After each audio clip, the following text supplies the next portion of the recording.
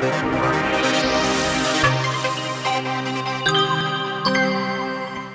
afternoon. This is Ben Zonk, the California Physical Partnership, and with me is Keith Malone and Dave Park. We have roughly about 75 attendees at the moment, and so we're going to give it a few more minutes to allow all of our attendees to log in before we get started. And so, Keith, I think for the next few minutes, you want to just talk about, I'll leave it to you. Stuff. Stuff. Hydrogen stuff. We're going to be talking about, just this morning we released the partnership's truck vision document for heavy duty fuel cell electric trucks. So a lot of the people who are already signed up for this received that email as well. It's gone out on social media and other places. It's a really interesting document and has some interesting numbers in there that we'll reference a little later in the presentation, but it's been a lot of work, and it's a membership-driven document. So a lot of effort went into it by a variety of our members. So I think it's worth a read and a perusal at least. So there, that's my intro chit chat for the moment. Yeah, I think that it's extremely exciting that we're just seeing the truck sector really pick up as the light duty retail sector is in full swing. So yeah, there's a lot of exciting news in the hydrogen world that we're excited to provide to the audience. I mean, we've got those two new, the two heavy duty stations that are operational. I think, what is it? Long Beach Port and Ontario. We've got a few trucks. The Kenworth trucks with the Toyota fuel cells operational. So, and that recent announcement out of Port of Oakland, the Hyundai trucks. We'll mention that in a minute. So, some really nice signals from key industry members. So, yeah. Absolutely. Yeah. And in addition to that, just really exciting developments in the retail space as well, in the light duty retail space that we have to present today. Absolutely.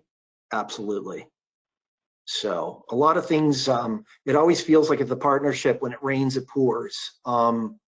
It'd be nice to space things out, but sometimes the world demands that things happen when they happen. So, so lots happening today, to say the least. Yeah, absolutely. The market is most certainly heating up. We're seeing new developments on the wholesale side, on the retail side. The industry is going through growing pains, which we will also cover during the webinar. And then,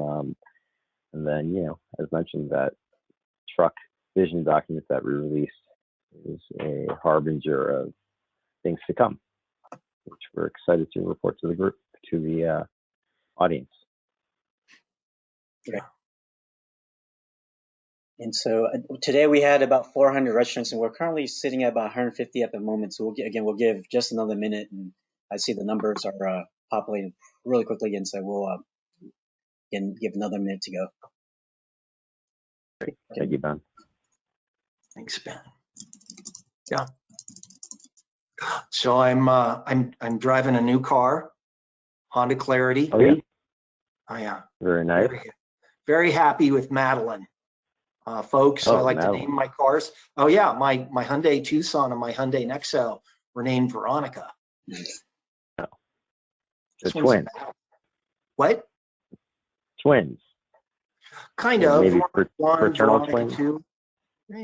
Siblings, Bobsy twins, maybe. How about that? Something like that. So, yeah. Named all my cars. Keith and Dave, I think we can go ahead and get started. We're right at about 200 attendees. You guys ready to go? Yeah, let's do it. All right. Sure. Well, thank you again, and good afternoon. My name is Ben Zong, and I'm the Online Communications Manager for the California Fuel Cell Partnership. With me today is Keith Malone and Dave Park. Keith handles public affairs, and Dave handles the infrastructure development here in California. Today's webinar is a general overview of the California Retail Hydrogen Fueling Station Network. And so if you have any technical questions or if you're part of media, please contact us and we'll provide you more information. Today's webinar will be recorded. The recording as well as the slides will be posted next week. And as soon as it's available, we'll send out an email with links to both, again, the recording and the slides. During the webinar, everyone is muted. However, we will have a Q&A session at the end.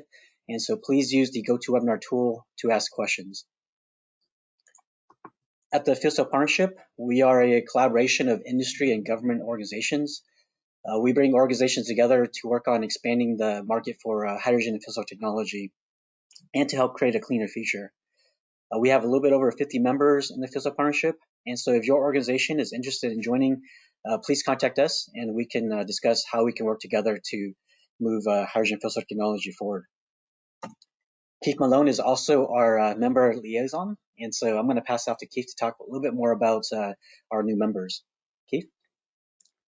So we haven't been really good about this the last couple of years, introducing our new members, but we're trying to get into a pattern of welcoming them and kind of letting you know who they are. We're happy to welcome Bayotech to the membership. They are a producer of hydrogen and distributor. We're glad to have them. We're seeing more and more folks on the hydrogen side of the equation come into the partnership and really start to step up in anticipation of what we see coming in terms of mobility, not to mention even just the whole side of hydrogen energy in the grid. Also, we want to welcome Faurecia. Probably depending on which part of the world you're in, you're probably going to pronounce their name differently.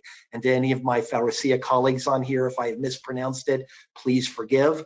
They are a global automotive part supplier, and we are really happy to have them in and to join us in this larger conversation of how can we further commercialize fuel cell electric vehicles and the hydrogen fueling infrastructure and hydrogen production.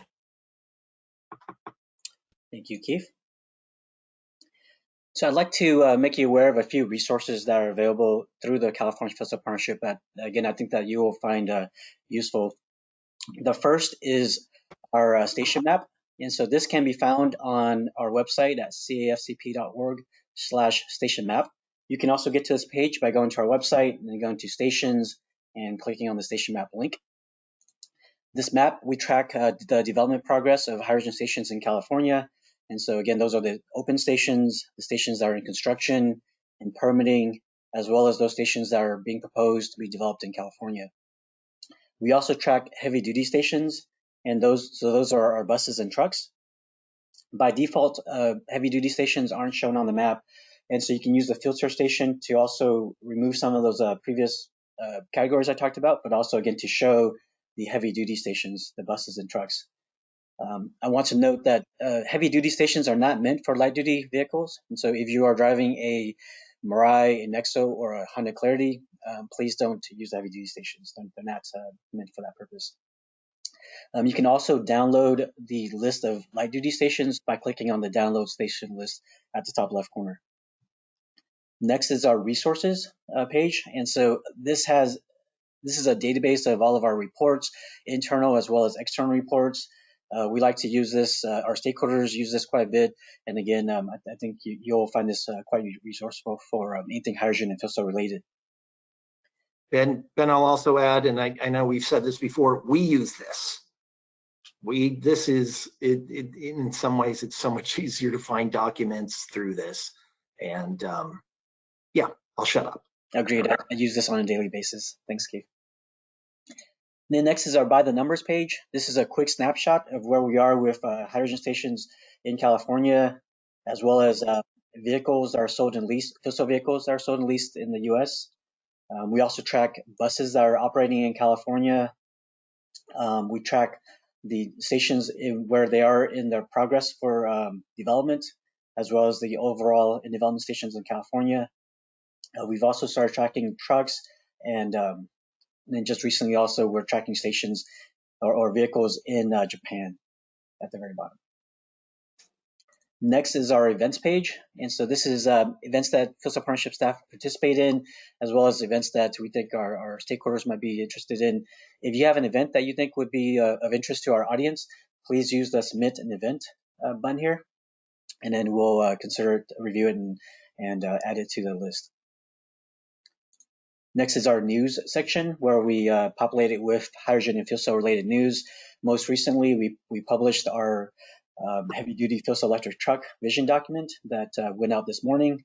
And Keith will talk a little more about that in a few minutes here. And then next is our station operational status system, or what we refer to as SOS. This is, especially if you're a fuel cell vehicle driver, I highly recommend that you bookmark this on your mobile phone or on your desktop. This lets you know in real time if what the current status of a station is, so whether it's operational or not. The green circle means that's online. That means that you can get a full fill at the station. And an orange triangle means that's in the limited state, so you can get hydrogen, but you won't get a full fill. And then the red square means that the station's offline. Stations typically go offline for a few different reasons. We sometimes see mechanical issues. Sometimes the point of sale has a failure. Recently, we've been seeing a constraint on hydrogen supply. So if we're out of hydrogen, you'll see a red square there as well. Next is the refresh state. And so if the station is currently, if the dispensable hydrogen is depleted, you'll see a refresh, the hourglass icon. Typically within 10 minutes, the station will have rebuffered and you'll get fuel. And then the last status is unknown. So this means that the stations stop transmitting data to us. Again, data is supposed to be transmitted to us in real time and at least every 15 minutes. And so if 30 minutes goes by, we don't receive status, we put a question mark on there. And so if you do see that, please contact the station developer. You can do that by clicking on the station, and it will give you at the bottom, there will be a phone number that you can contact for customer support. Also with the system, station developers can come in directly and add more information to their station. So for instance, this Anaheim station here, if you click on it, at the top here, there's a yellow box that notifies customers or viewers of when it's supposed to come back online. Also, especially with the supply shortage, station developers have been coming in to add in when they're expected to get deliveries. With SOS also, you can sign up to get notifications in real time. And so if a station changes status from online to offline or from offline back to online, you'll get either a text message or an email of that change. To do this, at the top right, there's a link that says sign up or log in. And so you can sign up again to get that notification. And then the last thing with SOS is that we have a note at the top that we provide updates for the current hydrogen distribution supply in California. And Dave's going to talk a little more about this in a little bit, but we try to update this regularly to alert you of any potential issues going on in California. So with that, I'm going to pass it to Dave to talk about the network. Dave? Great, thank you, Ben. So California is undergoing the beginning of rapid expansion of the hydrogen station network. This is a repeat from the last webinar, but the California Energy Commission did fund 114 new retail hydrogen stations, of which 30 stations are in the first batch that are actively in development. Right now, they're in the permitting phase. In terms of who's building these stations, we have Shell building, slated to build 51 stations. First Element Fuel, the True Zero brand, with 49 stations, and then Iwatani with 14 stations. And Iwatani is also building 6 additional stations that are privately funded, so these are not through the California grant solicitation process. Next slide, please. And so in terms of the retail station network health, I'm going to get to supply disruptions in a minute, but specific to retail station network health, growth and health, we are seeing the hydrogen station network undergoing a evolutionary step forward. This is going on in real time. In the last webinar, we reported on the opening of stations at Mission Hills and Sunnyvale, and then since then, there have been 5 additional stations opened at Aliso Viejo, Campbell, Concord, Placencia, and Studio City, getting us to a total of 7 new stations opened this year. The big story around these stations is these are all high capacity 4 fueling position stations that can fill up to 3 vehicles simultaneously. They have a storage capacity of 1,200 kilograms liquid hydrogen on site. And we do see this as a future trend towards larger stations. And customers are going to benefit from this in terms of a lower cost of fuel, higher capacity, and therefore availability of hydrogen and more convenient fueling. We know that, and we acknowledge that these newer high capacity stations have themselves been going through some growing pains as they're just being introduced now. We are now seeing resolution of those issues. There's a vast improvement in station short fills and durability at Aliso Viejo. Once that was proved out, the station developer and equipment supplier quickly moved on to implement those solutions at the Fountain Valley, Placencia, and Mission Hills stations, and that countermeasure team is now in Northern California, beginning with the Campbell East Hamilton Avenue station, and completion of that improvement is scheduled for completion this week. And then in terms of station openings, the Sherman Oaks station is next on the station commissioning schedule. So you can anticipate that. And then also we are seeing changes in the category that we have listed as stations currently unavailable, where the Newport Beach station, which was decommissioned and scheduled for reconstruction, has now moved into the permitting status. And then we also see the Berkeley and San Francisco Harrison Street stations improvements ongoing now, and those are anticipated to open in Q1 2022. Next slide, please. Just to recap, Ben discussed very briefly the By the Numbers page, which is on our website. These are numbers as of July 1st, 2021. We saw fuel cell cars sold and leased in the U.S. Top 10,800 on July 1st. So we anticipate that when we get the August numbers, we will have exceeded the 11,000 fuel cell electric vehicle mark. We note that hydrogen stations available, retail hydrogen stations available in California. We're up to 48 stations, which is a record so far, and we anticipate that that number will continue to increase, especially as some of those previously offline stations come back online, and then as we see development of the newly funded retail stations, moving out of permitting and into construction and then ultimately development.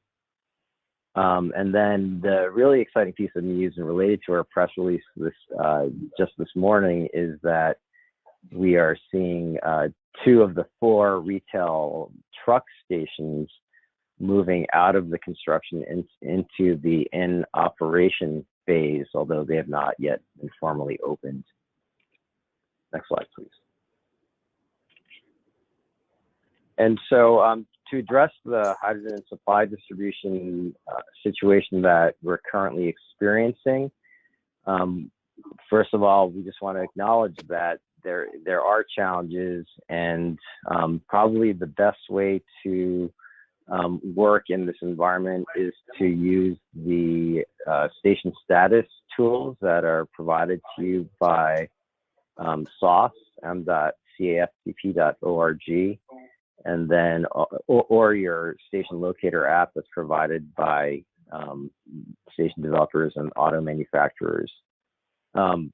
These disruptions are caused by wholesale supply constraints, and in addition to some of the technical challenges, however, we are seeing improvement at stations and wholesale supply.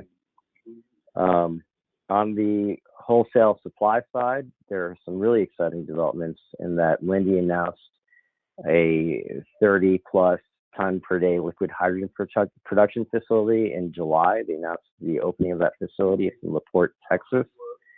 And then we have Air Liquide's Nevada production plant estimated to come online in early 2022. And then another new announcement from Air Products, who announced a $1.3 billion hydrogen production complex in Edmonton, Alberta, which is expected to come on stream in 2024. On the retail side, as mentioned, we're seeing more stations funded both publicly and privately, and these new stations are being constructed at higher capacity and multiple fueling positions. And with that, I will hand it over to Keith.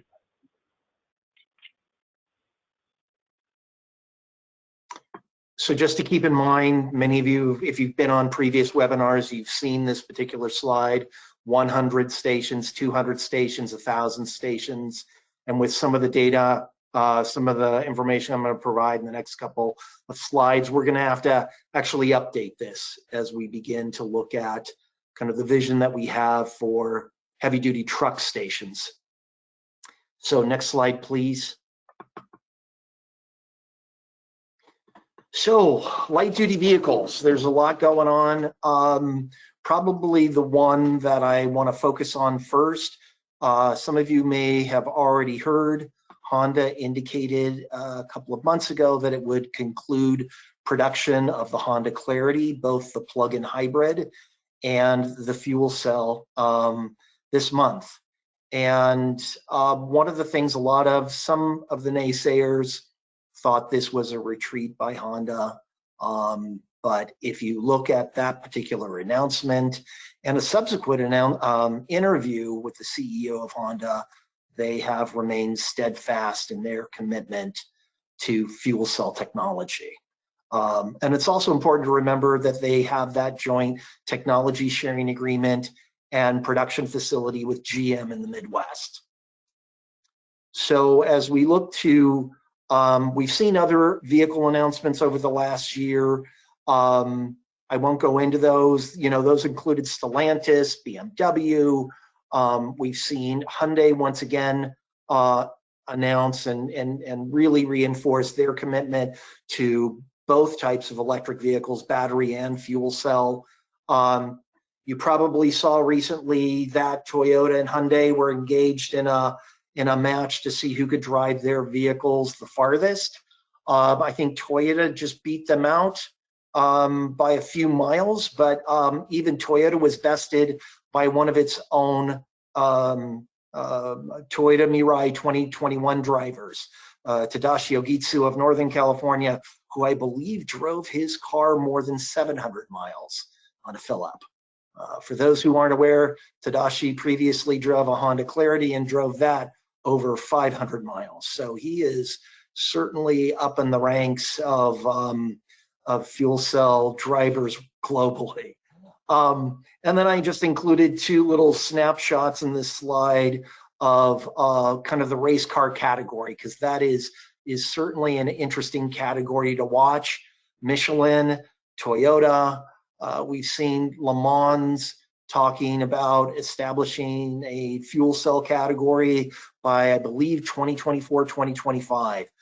So it's interesting to keep an eye on that vehicle category as well, because I think it informs what we're seeing in the light duty realm. Next slide, please.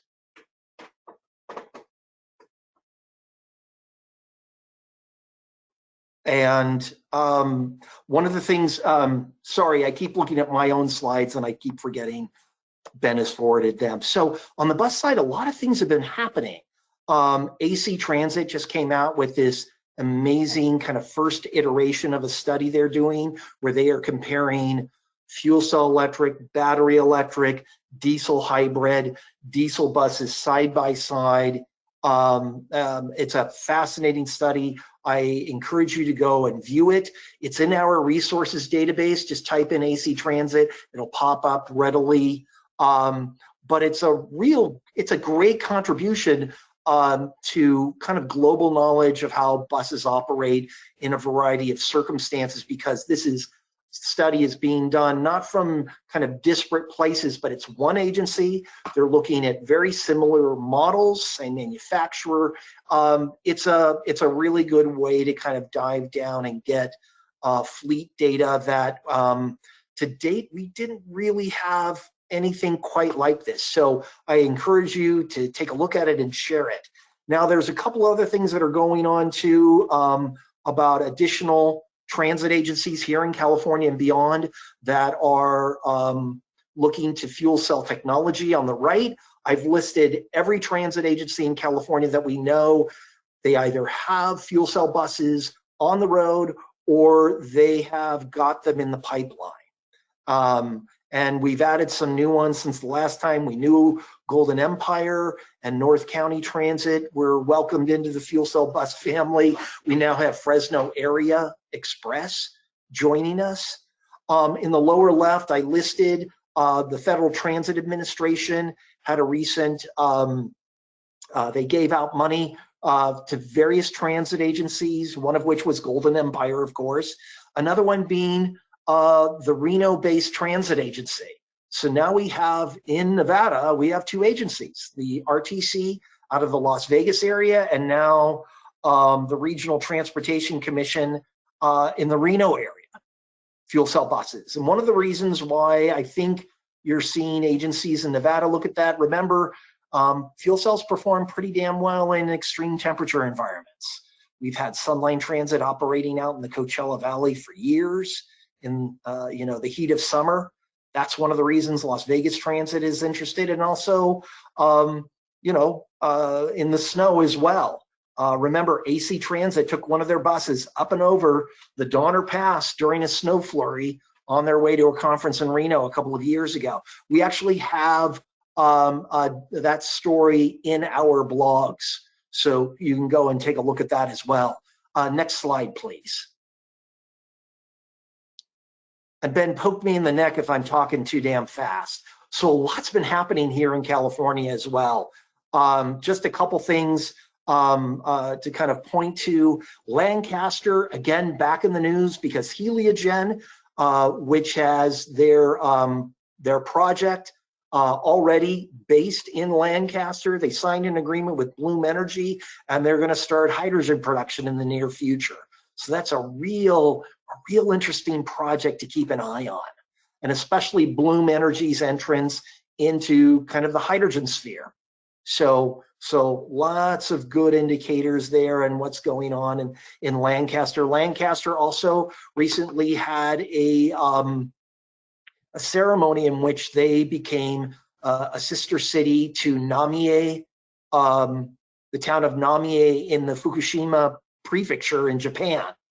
So it kind of launches this sort of what we call a smart sister city program. And they're hoping to kick that off with other cities around the globe.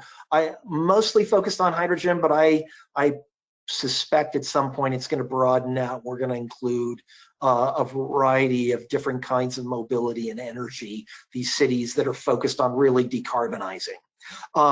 Also in the truck realm, like I had mentioned at the beginning of this briefing, Hyundai and others announced the 30 truck project out of the Port of Oakland. Hyundai is going to be bringing 30 Exient trucks up to the port for that project. Scripps just announced they got funded for a fuel cell hydrogen research vessel, which will now complement the sea change fuel cell ferry that should be arriving shortly in the San Francisco area. And then lastly, the announcement from Sierra Northern Railway about a fuel cell train project in the Sacramento area. And the fueling station for that particular project will be multimodal in that it will fuel the train, heavy duty trucks, and light-duty vehicles. So that's going to be a very interesting station, to say the least. So let's go on to the next slide. So there's, and first off, I'm sure many of you who know me will text me, email me, send me a note through social media. You all know how to find all of us through a variety of communications methods. And you'll probably tell me, Keith, you left something out. And that's true because so much is happening. From the US side of things, outside of California, I mean, the big deal is DOE's Earthshot, their hydrogen energy Earthshot. They are expected to announce several Earthshots, kind of akin to moonshots, probably over the next year. And the first one they chose was hydrogen, and that's very significant. And I dropped in that story from Bloomberg, which from back in March. I think what happened was, after the election, as we started to talk to our European allies, I think we woke up to hydrogen in a way we never have. And that's why we're seeing these Earthshots. And then shortly after the hydrogen energy Earthshot, they announced a second one on long duration energy storage. So again, and hydrogen's probably going to be front and center for that project as well. So all in all, some really, really good news just over the last couple of months. Ben, can we go to the next slide, please? Hey, Keith, before we move to the next slide, there was also a comment that came in that mentioned in South Carolina, there was also an award for a grant for fuel cell electric buses as well. And so thanks to Tim Sassine for that comment. Thank you, Tim. And globally, again, not enough room to include everything. To the right, the Hydrogen Council has been tracking projects across the globe. The current estimate is about $500 billion. $500 billion. I'll just let that one kind of sink in as I go to these other ones. In particular, I'm going to go to the lower left for a second. British Columbia released their hydrogen strategy. The Canadian government kind of followed suit to California and said 2035, only sales going forward of zero emission vehicles in the light duty category. And then going up to the top left, Germany. Many of you have seen probably very aggressive language come out of our European allies about hydrogen. We've heard people say we want to see hydrogen priced in euros internationally, not US dollars. The Germans have said we want to win on hydrogen technology. Many of you have seen, like they did with Chile, they are beginning to basically establish agreements with other countries for hydrogen production, just as the Japanese are doing. We've heard additional language from the EU Commissioner, Kadri Simpson, and others have said things like, we lost on batteries, we're not going to lose on hydrogen. So lots of interesting indicators globally as to what's going on. And again, apologies, we can't fit everything in here. There's just way too much going on. Next slide. So, as we mentioned early on in the beginning of the briefing this morning, we released our vision, let's say a vision for 2035 for heavy duty fuel cell electric trucks. We've set a webinar for August 12th, public webinar. This document really represents the input of all of our members. A lot of times people somehow think that just one or two people wrote this document. This has the input of all of our members, and it reflects, generally speaking, a general consensus of how we see kind of the future, or where we want to see the future go. Can we go to the next slide?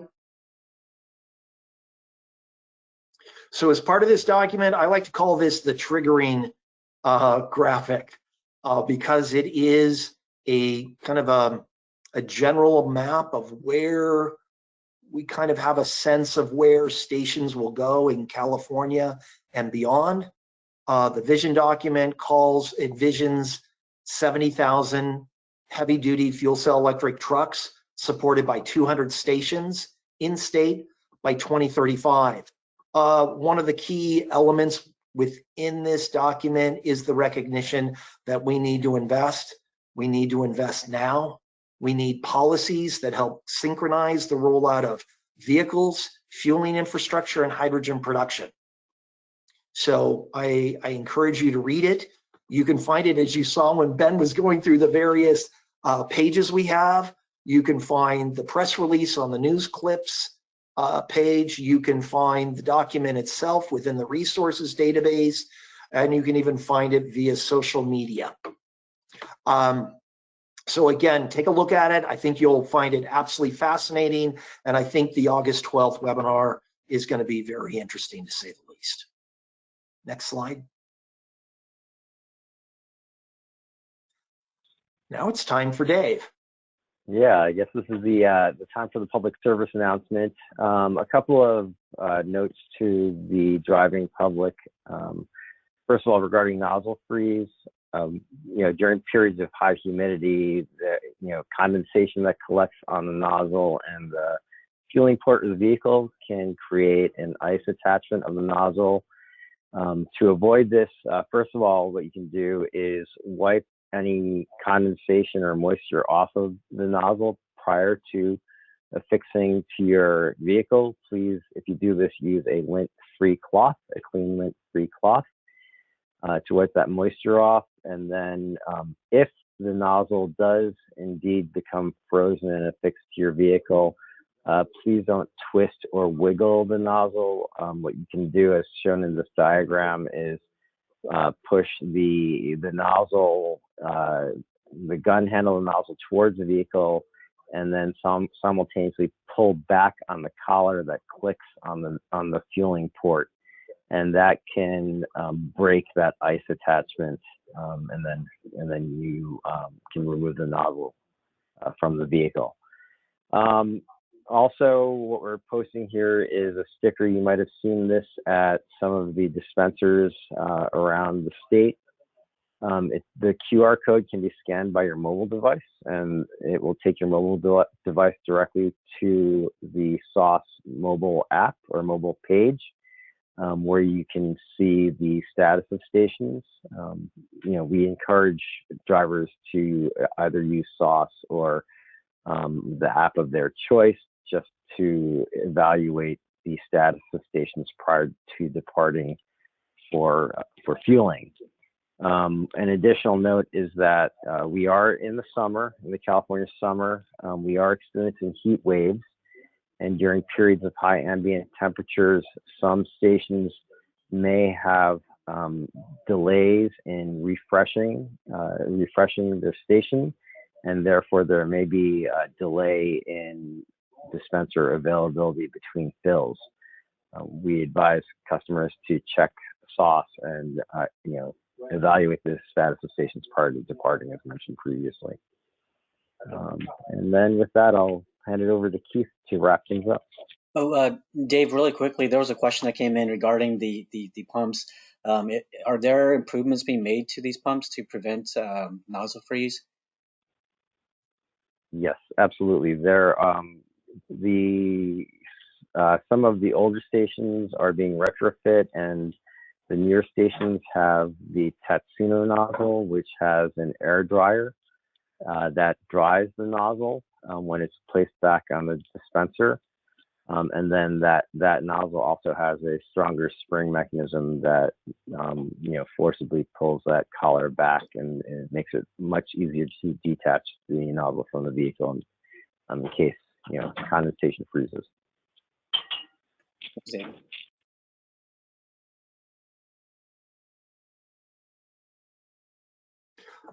And just a reminder, as we indicated, a lot of the stuff we've talked about is available on the website in various locations, as we've shown you. The one we've highlighted this time is obviously the truck vision document. And there is a very easy link to it. So Ben, I think it's now time for Ben to kind of close this out and shift us into the Q&A portion of the briefing. Thank you, Keith, and thanks, Dave. Again, as mentioned before during the beginning of the webinar, we have quite a wide array of attendees on this call, and so we're just giving an overview. I know there's quite a bit of questions asking for more detailed information about where stations are being developed, the details of the vehicles themselves, what improvements are being done on the vehicles. And so again, if you have any of those detailed questions, please email us on the side and we'll try to answer those questions. But because of the wide array of our audience, we're going to try to answer the general questions first, and then and also go down the list here and try to get them as they came in. So first, these questions are always really popular. People want to know where stations are planned for next, where they're being developed, and more importantly, the stations that are currently on the map. What's the progress with those stations? Of note, questions are coming around the San Diego station or San Diego region, the South Lake Tahoe region, and also connector areas. Dave, can you talk a little bit about how stations are located and how people can find some of those that information? Yeah, absolutely, my pleasure. We did publish in 2019 the CAFCP OEM Priority Hydrogen Station Location Recommendations. This is an open letter that is posted on our resources, our public resources on the website. It identifies where the priority markets, where the OEMs have identified priority market locations. San Diego specifically has 5 locations identified. It's the next major urban area to see expansion of the retail hydrogen fueling network. Also, Lake Tahoe, the South Shore of Lake Tahoe, has been identified as also as a Group 1 priority location. And then also, for instance, we see quite a bit of interest in opening up San Luis Obispo and the 101 corridor. We also see interest on the part of OEMs in opening up that corridor. I would say that, and Keith, you can feel free to jump in, but some of these locations have been funded, some have not. It's all dependent on whether station developers can find appropriate locations to develop stations. And as a reminder, there are 30 stations that were awarded state of California funding that are actively in development, but then there are a balance of 70 plus stations that still need to go into active development. So there is opportunity to identify maybe locations where the station developers have not yet identified development opportunities. And Keith, I guess I know that you always mentioned that if there is interest in development in a particular station, it does not hurt to contact your local legislator. I think it's always a good thing if you live in California. Actually, if you don't live in California, let your legislators know. You use the words hydrogen and fuel cell. They need to hear that more. You don't have to be an expert. You don't have to say something fancy. There are other people like me who can follow up to your email or phone call to your legislator and help brief them, give them a sense of what's going on, what's happening. But yeah, Dave, I mean, we get the most emails, the most calls about San Luis Obispo and Las Vegas. I mean, certainly other sites, definitely, where people are like, there's a gap here, there needs to be, but slow is always topping out compared to the rest of them. So. Thanks, Keith. Along that same line, there was a question that came in asking how can we empower local government with the tools to prioritize planning efforts for hydrogen, and at the regional level, what tools exist to empower developers in this space? Oh, that's a good question. I don't know if it's so much empowering as advocating. So I think one of the issues is a lot of the funding obviously has been coming from the state of California. Some have been looking locally at developing stations. I think the price of the stations has kind of thrown them off, partly because I think it's a misunderstanding of the infrastructure needs of battery electrics and fuel cell electrics. A lot of times people try and compare them apples to apples, which doesn't work. And it complicates kind of the rollout of the infrastructure. But I'd say this, for empowering local government, you got to talk to local government. You got to let your city council members, your county supervisors know you want to see stations. It may ultimately be that a lot of these policies come out of the state level, but having them on board, having them supportive is very helpful, especially as stations start to go in. Just remember some of these local cities right now, we have 20 years of experience with hydrogen stations. There are places like West Sacramento, 20 years of having a hydrogen station. They're comfortable, they're familiar with it. Sometimes these newer cities get a little nervous. They're unfamiliar with it. So having locals who are supportive kind of helps them along, helps connect them up. So I'm not sure that gave you the best answer, but I think that is a good way of approaching it. Just one guy's thought. Thanks, Keith. Dave, I think you covered this before, but we're still getting quite a few questions coming in about the issues that were happening at Mission Hills, as well as, and they're asking about countermeasures that were taken to fix some of those issues. Also, we're getting quite a few questions about the issues in the Bay Area. Can you reiterate the last bullet here for us? Yeah, I'd be happy to, and I'll try to do that. I'll start with the newest high-capacity stations that were recently opened, and as mentioned previously, they are there were some growing pains because those are all new technology, high-capacity liquid stations, as opposed to the previous generation were lower capacity gaseous storage stations. And so there were some equipment issues at those new liquid stations. The station developer, primary station developer is First Element Fuel, which is the True Zero brand. They've been working with their equipment suppliers to quickly resolve those mechanical issues associated with those new systems. That we have received from them is that they have identified a solution, and there is a vast improvement in the station performance. They've implemented the solutions at Aliso Viejo, Fountain Valley, Placencia, and Mission Hills. Those are all the Southern California sites. And now they've moved on to improving the Northern California stations, which is Campbell, Hamilton, and I'm blanking on the other stations. And then we know that there's been some frustration around the San Francisco stations, Berkeley and San Francisco Harrison Street. Those two stations will be coming back online. We hope and anticipate that they'll come online in Q1 of 2022.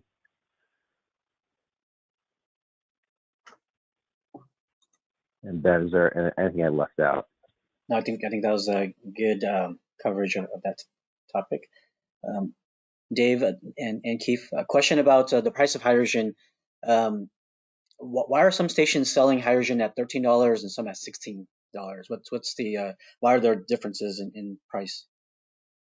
Yeah, I'll be happy to take that on, and Keith, you have anything additional to add? The higher price, the stations, or the price of hydrogen is based on several costs to the developer and operator. Obviously, first of all, is the cost of the hydrogen itself, but then the cost to develop the station and the capacity of the station have an impact on the price of hydrogen, in that the developer has to recover the construction costs that were invested in building the station. And then depending on the station, it has a certain capacity to store hydrogen. Especially some of the older stations that were more expensive to develop on a per kilogram storage basis. So that means that they had smaller hydrogen storage tanks, and then overall a higher cost to develop.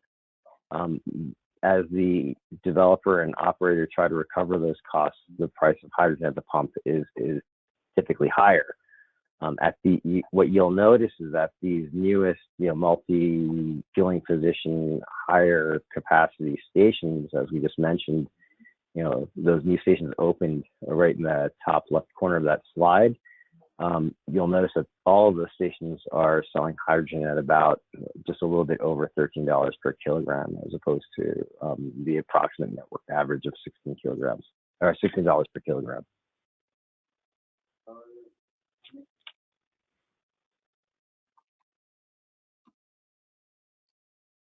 Thanks, Dave. Next question, Ben. Next question is around H35. A question came in asking, what's the use of H35? Is this for passenger cars? Is this for buses? Can you describe, Lou, about the differences between H35 and H70 at the stations? Yeah, that's an excellent question. The nomenclature, so H35, the number, or versus H70, that is a pressure value. It's not a grade of fuel, as some people might misinterpret. It is strictly the pressure at which the fuel is dispensed. And H35 meaning H35 bar or H70 bar, and those are indicators of how much fuel you can push into the tank of your vehicle. So an H70 nozzle will give you a full fill because it's higher pressure, whereas an H35 nozzle is about half of that rating, and so it would only provide you about a half a fill. So obviously, if the default should be H70 if it's available, and then H35 if H70 is unavailable at the station.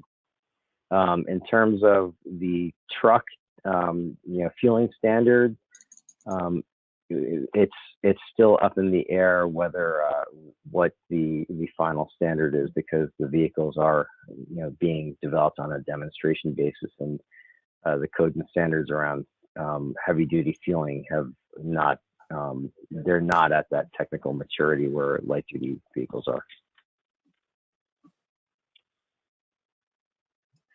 Good. Thanks, Dave. So there's a question that came in regarding reporting of issues with stations. What's the best way for a hydrogen fuel cell vehicle driver to report issues with stations? Well, if you arrive at a station and it is offline, there is an 800 number that you can call to reach the operator/developer of that station. We encourage you to call them. Typically, that does. I'm not familiar with the entire network, but typically that does get you to a customer support line, and oftentimes they can connect you with a technical support rep, and then those report lines, they do take your information to reach out to you. I think that's your best bet. Keith or Ben, I would actually encourage you to also jump in if you have other methods for customers to contact the hydrogen network providers. Yeah, I'll just add really quickly also that if you're active on Facebook, there are Facebook groups that are available for the different vehicles. So Mirai has their own Facebook group page, and so does Honda Clarity, and there's a general one as well for all fuel vehicles. But on those pages, the station developers are pretty active on there. So for instance, you've probably seen Steve Ellis comment quite a bit on both Mirai pages and on the Honda Clarity pages. And so that's also a great way to get updates on where the status of stations are, but also, if you're looking to get contact with them as well. Keith, anything else to add? I don't think so. No. Okay. There's a question that came in about the $4,500 rebate program. Any word or help with getting California to refund their $4,500 rebate program? Keith, are you familiar with that? I'm going to give it the 60,000 foot level kind of comment. Happens every year. It's oversubscribed. You got to wait for the funding.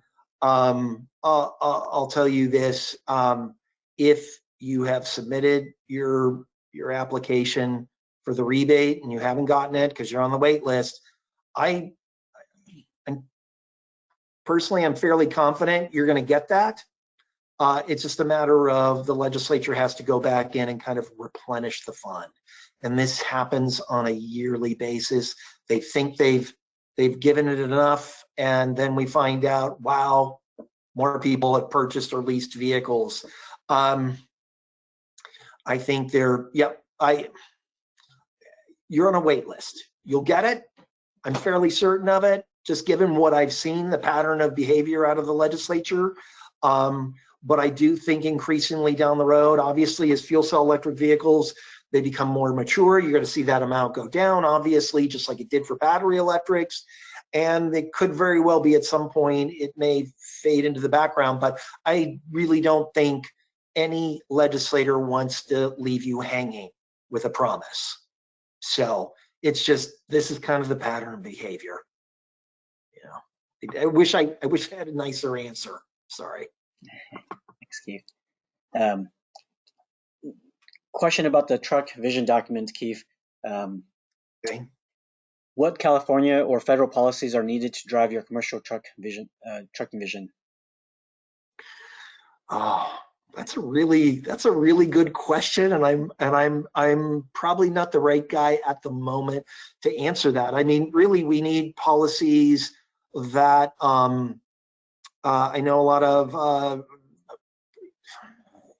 I don't want to dive in too deep on that one, but I will tell you, whatever it's going to take to synchronize the rollout of vehicles with stations and hydrogen production, those kinds of policies that incentivize fleet operators to transition more quickly to trucks, policies that, just like we did with light duty, with the LCFS, not just on the hydrogen production side of it, but the capacity credit. That capacity credit for light duty has been critical in really kind of sparking station development, and you're seeing stakeholders in the background working on that, but it's going to require a variety of policies. There are a lot of groups working on them, on various policy recommendations. And follow up with me, and I'll try and link you up if you want to. I would just jump in and just say that on the commercial side, there are a lot of interests that are aligned. The local air districts, especially in California and where there are port areas, there's a great deal of interest in electrifying cargo transportation, and because of air pollution concerns, first and foremost, and air pollution meaning ozone and particulate matter, concerns associated with diesel pollution emissions, and therefore there are more parties aligned, to help move society towards electrified cargo transportation, and hydrogen and fuel cell technologies are very well suited for that transition.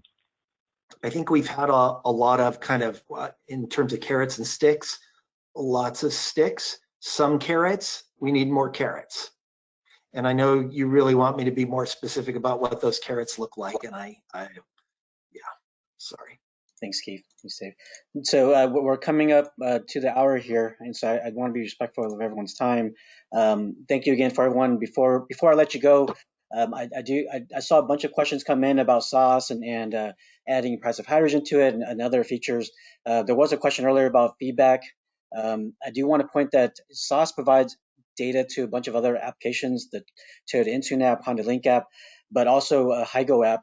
So I encourage you to take a look at that app as well.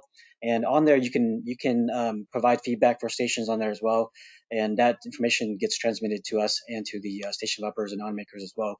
And so again, if you haven't seen the HyGo app, check that out as well. Again, with that, thank you all for attending today's webinar. As soon as the recording is available and once we post the presentation slides, we will send out an email to all registrants to alert you where the link to those resources are. Keith, Dave, any closing statements before we log off? Just thanks so much for being interested and joining us, and we look forward to the next webinar.